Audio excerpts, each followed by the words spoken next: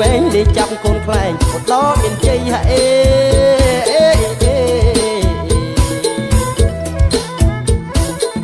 ទៅលេងទាញព្រាត់លើខេត្តពោធិ៍សាត់ដល់ព្រាត់បាញ់មាត់គុំឆ្នាំងសំលីទីយ៉ាងកូនសែងនៅបន្ទាយមានជ័យដេញគុំស្រីស្រីនៅមណ្ឌលគិរីហ่า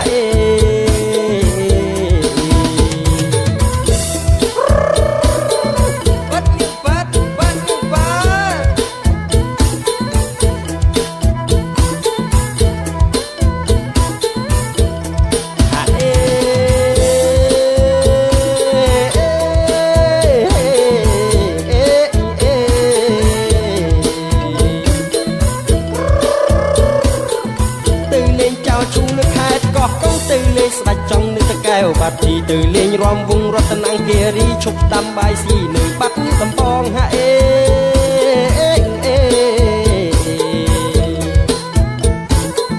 ទៅលេងរំត្រត់នៅខេត្តស្វាយរៀងរួចជ្រុតមកជ្រៀងកណ្ដាលជ្រួយតងទៅព្រះវិហារលីលាក់មន់ផងមន់រងញៀមម្ដងខេត្តសៀមរាប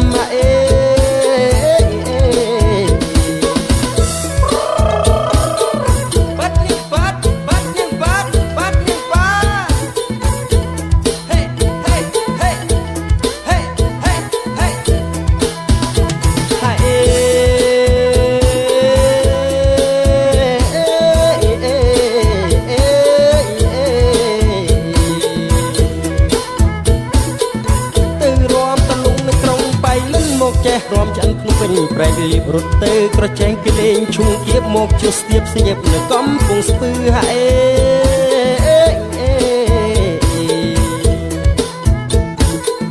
លេងរុញអងរែកបែកខេត្តកំពតមកឈ្នះរហូតកំពង់ចាំស្បែកគឺទៅលេងបាត់ពួនក្រុងកែបចិនភ្លឹងលេងអ៊ូហូអឺក្រុងកំពង់សោមហ่า